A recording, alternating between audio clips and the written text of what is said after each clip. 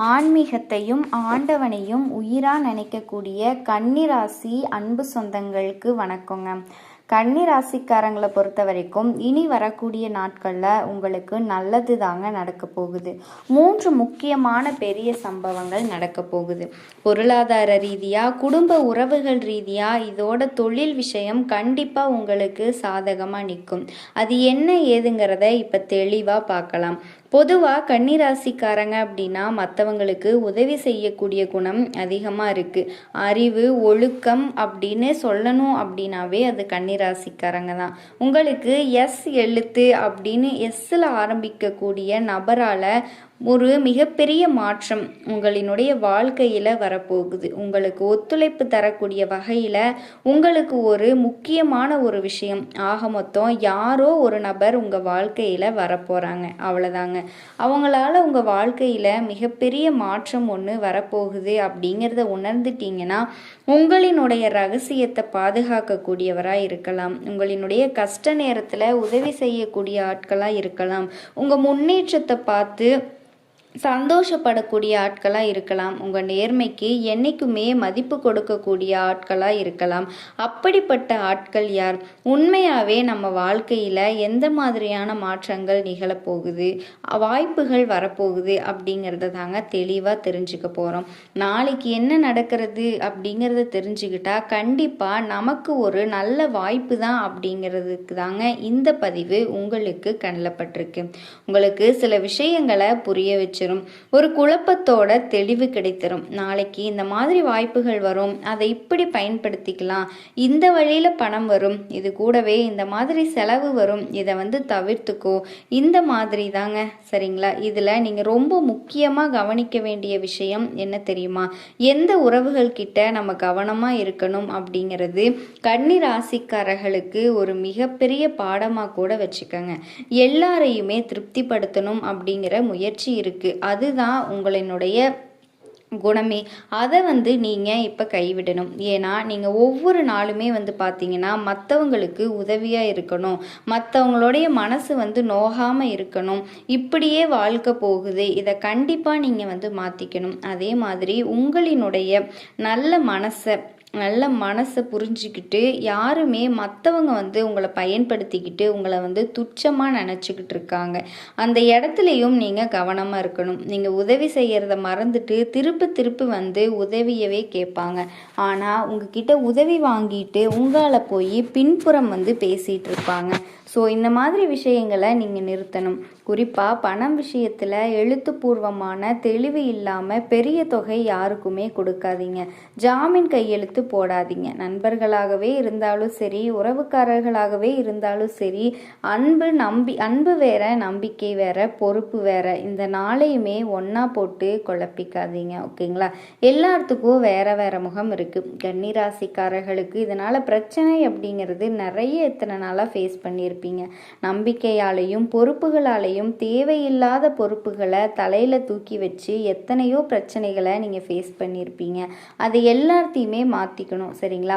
அப்பதான் அதை என்னன்னு நம்ம தெளிவா பார்க்க போறோம். தொழில் மற்றும் வேலை கன்னிராசிக்காரர்களை பொறுத்த வரைக்கும் மிகவும் முக்கியமான துறைகள்ல லாபம், தொடர்புகள். ஏன் அப்படின்னா உங்களுக்கு கிரக நிலைகள் சாதகமா இருக்கு. அதனாலதான் ஒரு சில நபர்கள் உங்க வாழ்க்கையில வருவாங்கன்னு சொன்னேன்.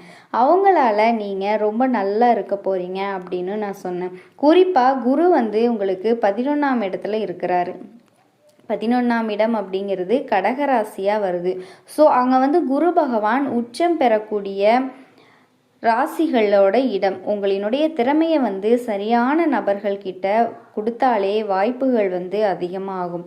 நீங்கள் வேலை தேடிக்கிட்டு இருந்தால் நல்ல வேலை கிடைக்கும். நம்மளுக்கு கிடைக்காம போன வாய்ப்புகள் எல்லாமே இப்போ உங்களுக்கு வீடு தேடி வரும். பெரியவர்களினுடைய தொடர்பு உருவாகும். மூத்தவர்கள் அவங்களோட ஆலோசனையை சொல்லுவாங்க. அவங்களினுடைய உதவியால் இருக்கட்டும், அவங்களினுடைய வாய்ப்பு ஒரு சான்ஸாக கூட இருக்கலாம். அது வந்து உங்களுக்கு ஒரு பெரிய பாடத்தை கொடுக்கும். அதை எப்படி வேலையாக மாற்றணும் அப்படின்னு நினச்சிங்கன்னா, எந்த ஒரு விஷயத்துலையுமே அவசரமாக முடிவெடுக்காதீங்க. ஒரு வேலையை பார்த்துக்கோங்க. சம்பளம், பணிச்சூழல், பொறுப்பு இது எல்லாமே வந்துட்டு நல்லா ஆராய்ஞ்சு அதுக்கப்புறமா அந்த வேலையில் ஜாயின் பண்ணிட்டு இருக்கக்கூடிய வேலையை விட்டுறணும். இந்த காலகட்டத்தில் யாரை சந்திக்கிறோம், என்ன வேலை செய்கிறோம் எல்லாத்தையுமே வந்து முக்கியத்துவம் நீங்கள் கொடுக்கணும். அதே மாதிரி தொழில் செய்கிறீங்க அப்படின்னா சொந்த தொழில் செய்யக்கூடிய கன்னிராசிக்காரங்க பழைய வாடிக்கையாளர்களை வந்து மீண்டும் தொடர்பு கொள்ள போகிறீங்க. புதிய வாடிக்கையாளர்கள் வர்றதுக்கான வாய்ப்பு இருக்குது. 7ஆம் இடத்துல குரு வந்து இருக்காரு. இதனால் யாரையுமே நம்பக்கூடாது. திரும்ப திரும்ப சொல்கிறேங்க, கன்னிராசி பல விஷயத்தில் பல பேரை நம்பி, குறிப்பாக கூட்டாளிங்க நண்பர்களால் அதிகப்படியான ஆபத்தை சந்தித்தவங்க கன்னிராசிக்காரங்களாக தான் இருப்பீங்க.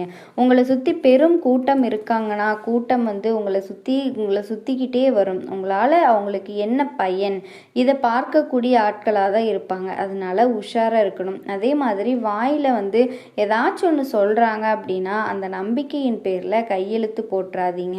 நம்பிக்கையின் பேரில் கடன் வாங்கி கொடுக்கறது இது எல்லாமே பண்ணீங்க அப்படின்னா உங்களினுடைய தலை வந்து மாட்டிக்கும். யாரையுமே நம்பாதீங்க. எதுவாக இருந்தாலும் சரி ரிட்டர்ன்ஸில் எழுதி வாங்கிக்கோங்க. உங்களோட ஒவ்வொரு பொறுப்பையும் தெளிவாக புரிஞ்சுக்கோங்க. பணம் தொடர்பான பதிவுகளில் சரியாக இருக்கணும். அப்போ தான் சனி வந்து ஒழுக்கமான தன்மைக்கு உங்களுக்கு எதிராக வேலை பார்க்காம இருப்பார். உங்களை பொறுத்த வரைக்கும் உஷாராக இருந்தால் மட்டும்தாங்க உங்களுக்கு உதவி செய்வாங்க. சனி இல்லைன்னா மண்டையில் கொட்டிடுவார். அவரை பொறுத்த வரைக்கும் கணக்கு வழக்கு முக்கியம். நீங்கள் தியாக உணர்வோடு இருக்கேன்னு சொல்லிட்டு இருந்தீங்கன்னு வச்சுக்கோங்களேன், சனி பகவான் விட்டுருவாருன்னு நினச்சிடாதீங்க. எல்லா விஷயத்துலையுமே ஒரு கணக்கு இருக்கணும். தெளிவாக இருக்கானா, உண்மையாக உழைக்கிறானா அப்படின்னு, ஒழுக்கமாக இருக்கானா அப்படின்னு எல்லா விஷயத்தையும் செக் பண்ணுவார். வாழ்க்கை வந்து கன்னிராசிக்காரர்களை பொறுத்த வரைக்கும் குடும்பத்திற்காக அதிகமாக யோசிப்பீங்க. குடும்பத்து மேலே அதிகமாக பாசம் வச்சுருப்பீங்க. ஆனால் ஒரு பிரச்சனை இருக்குது, மனசில் இருக்குது அப்படிங்கிறத சொல்லாமல் வச்சுக்கிறீங்க. அதனால் மற்றவங்கள வந்து புரிஞ்சிக்காமல் இருக்காங்க. அந்த நேரத்தில் என்ன நினைக்கிறீங்க, வீட்டில் இருக்கவங்களுக்கு பார்த்து பண்ணியும் கூட கடுகளவு கூட உங்களுக்கு தியாகத்தையும் உங்களினுடைய செயல்பாட்டையும் புரிஞ்சிக்கவே இல்லை. ஃபஸ்ட்டு நான் ஒரு விஷயம் சொல்கிறேன். ஏதாவது ஒரு விஷயம் நீங்கள் கஷ்டப்பட்டு செஞ்சீங்க, இல்லை ஏதாவது ஒரு பொருள் கொடுக்கறதா இருக்கட்டும், உதவி பண்ணுறதா இருக்கட்டும், ஒரு இடத்துக்கு வந்து ஓடி போய் வேலையை முடிக்கிறதா இருக்கட்டும், இதில் எவ்வளவு கஷ்டம் இருக்குது அப்படிங்கிறத தெரியப்படுத்துங்க. குடும்பத்தில் இருக்கவங்களுக்கு சம்மந்தமே இல்லாத மாதிரி உதவி செய்கிறவங்களுக்கும் உதவி வாங்குறவங்களுக்கும் அந்த கஷ்டம் வந்து புரியணும். ஓகேங்களா? அதை வந்து நீங்கள் கரெக்டாக பண்ணுங்கள். அதே மாதிரி ஃபஸ்ட்டு இதை நினைவில் வச்சுக்கோங்க. இந்த காலகட்டத்தில் குடும்பத்தில் எப்போவுமே ஒரு நினைவு வந்து இருக்கணும். நான் சொல்கிறது சரி, நான் நினைக்கிறது சரி அப்படிங்கிறத நிரூபிச்சுட்டு ஒற்று தந்த புரிதலை வந்து மேம்படுத்தணும். பாடு வைக்கிறத தாண்டி நீங்கள் செய்யறது கரெக்டாக தப்பா அப்படின்னு மற்றவங்களுக்கு நீங்கள் சொல்லணும். குடும்பத்தில் எல்லாருமே நல்லவங்க தான். ஆனால் செஞ்ச தப்பை நீங்கள் வந்துட்டு நல்ல விதமாக பார்க்குறங்கிற பேரில் அவங்க தப்பை அவங்களுக்கு சுட்டி காட்டாமல் போயிடுறீங்க. நீங்கள் வந்து சரி பண்ணுறீங்க.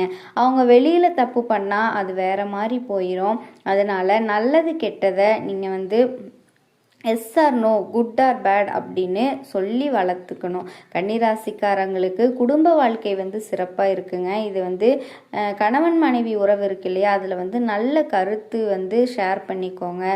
அது சொல்லக்கூடிய விதம் அப்படின்னு ஒன்று இருக்குது, அதை வந்து ஃபாலோ பண்ணிக்கோங்க.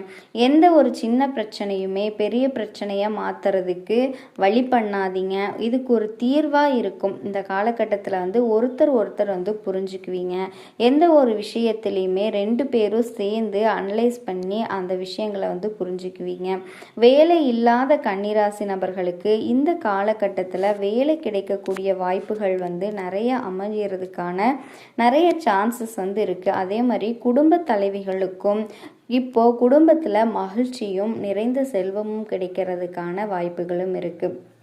குழந்தை பாக்கியம் இல்லாமல் நான் போகாத கோயில் இல்லை, ஏறாத ஹாஸ்பிட்டல் இல்லை, வேண்டாத சாமி இல்லை அப்படின்னு நினச்சி வருத்தப்பட்டுட்டு இருந்தவங்களுக்கு குழந்தை பாக்கியம் கிடைக்கக்கூடிய வாய்ப்புகள் இந்த காலகட்டத்தில் கன்னிராசிக்காரர்களுக்கு கிடச்சிருக்குங்க.